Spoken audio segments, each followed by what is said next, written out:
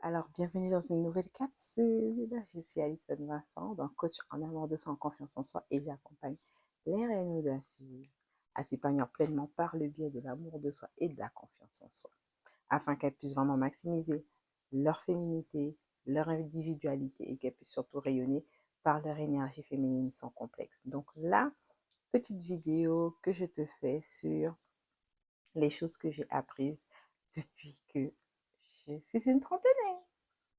Alors, j'avais vraiment hâte de vous faire cette vidéo-là parce que pour moi, c'est important de pouvoir avoir de la gratitude pour les cycles que l'on vit en tant que femme pour pouvoir pleinement être intégrée dans le cycle actuel dans lequel on est. Alors, pour moi, je définis plusieurs cycles dans la vie d'une femme. Donc, il y a sa phase enfance, il y a la phase du cycle de l'adolescence, il y a le cycle de la vingtaine, voilà, il y a le cycle de la trentaine, tu as le cycle de ta quarantaine, cinquantaine et après plus de 50. Mais moi, je suis actuellement dans mon cycle de ma trentaine. Et voilà les choses que je te partage. Il y en a 4 que je veux pleinement partager. Et le dernier, je pense que je vais faire en plus une complémentarité avec une autre polarité qui concerne certaines femmes ou la plupart des femmes.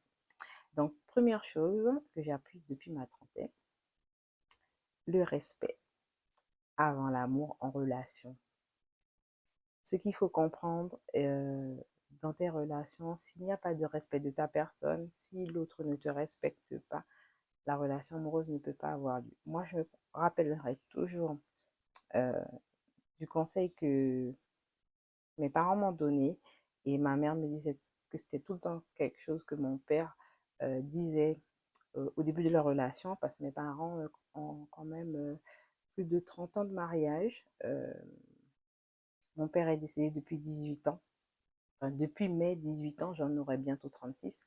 Donc voilà, j'ai eu le temps quand même d'avoir cette chance de partager, d'avoir ce partage avec mes parents sur les relations, le mariage, euh, le couple aussi. J'ai quand même la chance d'avoir eu des parents avec qui ces discussions-là, c'est pas des tabous et ils peuvent vraiment communiquer avec moi dessus. Et moi, je peux leur poser des questions.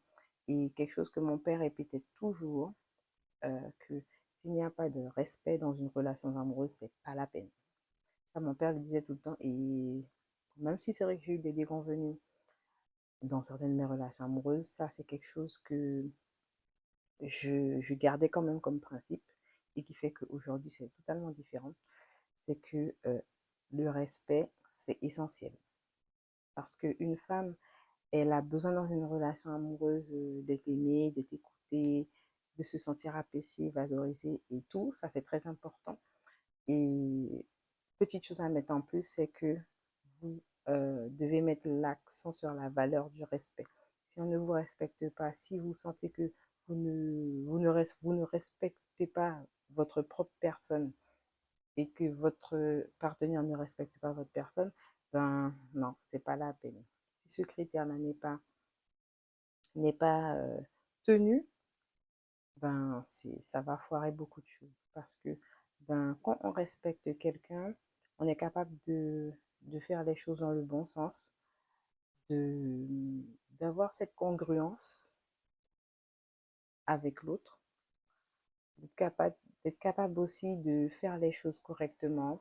Vous n'êtes pas là à surveiller l'autre. L'autre, il est capable de se mettre pleinement en authenticité avec vous et aussi d'être capable de respecter aussi la relation que vous avez avec lui, hein, tout simplement, ou avec elle. Ensuite, autre chose, tu n'as pas besoin de quelqu'un pour te compléter parce que tu es déjà complète. Ça aussi, oui. Que tu es une femme complète et que rien ne te manque dans ta personne et que c'est à toi vraiment d'expérimenter, d'évoluer dans ta plénitude, dans celle que tu es.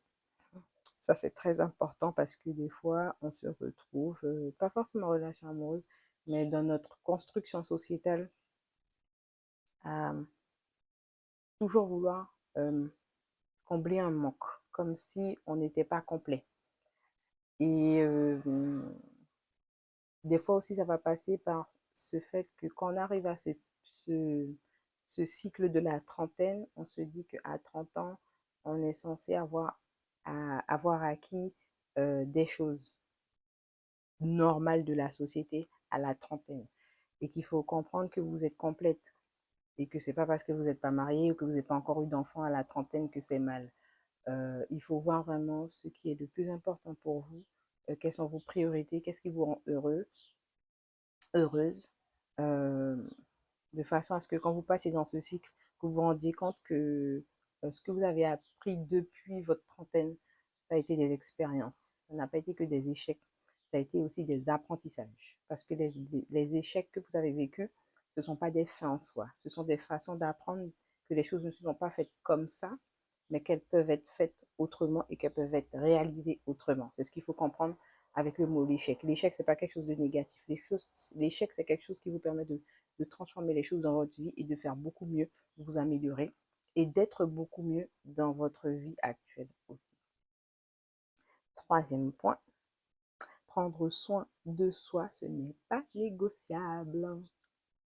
Non, prendre soin de soi, c'est pas négociable.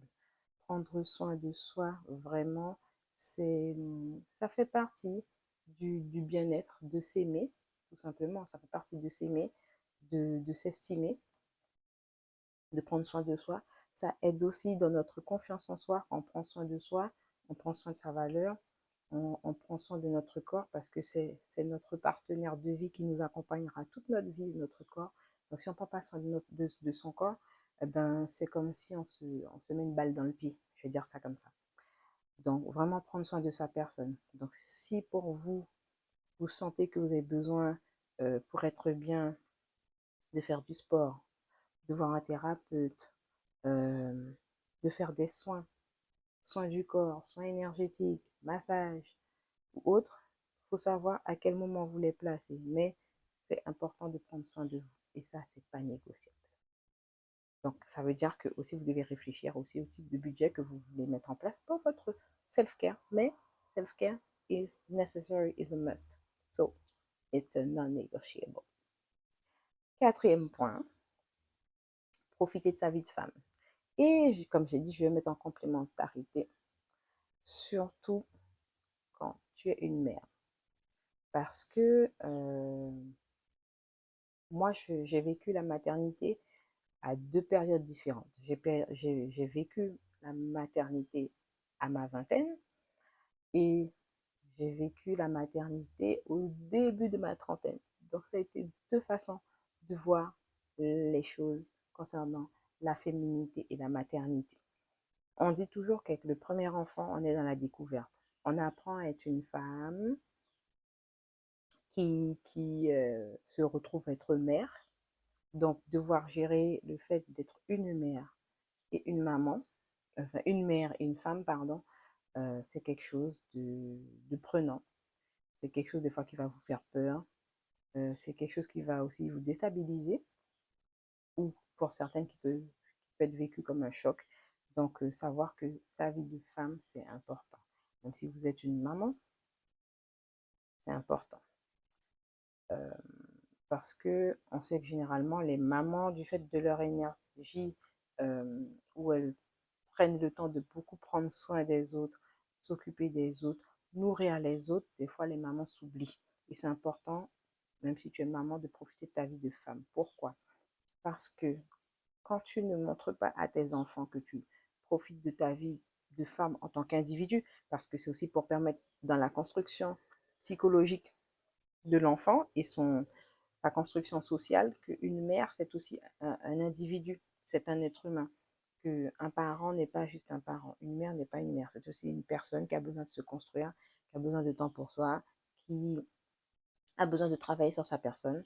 Donc c'est important de prendre ce temps de profiter de sa vie de femme parce que ben, vos enfants vont grandir et il faut qu'ils voient que même si vous vous occupez d'eux, même si vous les élevez, même si vous les éduquez, mais vous prenez le temps aussi de vous nourrir vous pour grandir vous en tant qu'adulte, en tant que parent, en tant que personne à part entière. Parce que aussi pour son propre développement, il voit que ben ok, pour mon propre développement personnel, je dois penser à moi. Je dois prendre soin de moi. Même si c'est bien de prendre soin des autres, je dois aussi prendre soin de moi. Parce que si je ne me nourris pas intellectuellement, personnellement, socialement, psychologiquement, spirituellement, financièrement, si je ne m'éduque pas, si je ne profite pas de ce temps que j'ai avec ma propre personne, quand j'arriverai à un certain âge, ce sera plus pareil. Les paramètres ne seront plus les mêmes. La santé va évoluer. Le corps physique va évoluer. Donc, tous ces paramètres-là doivent vous faire prendre conscience que votre fille de femme, elle compte aussi également. Voilà, voilà. J'espère en tout cas que cette vidéo vous aura plu. vous n'oubliez pas de liker, de commenter, de partager. Et puis, on revient très bientôt avec de nouvelles rubriques. Bisous, bisous.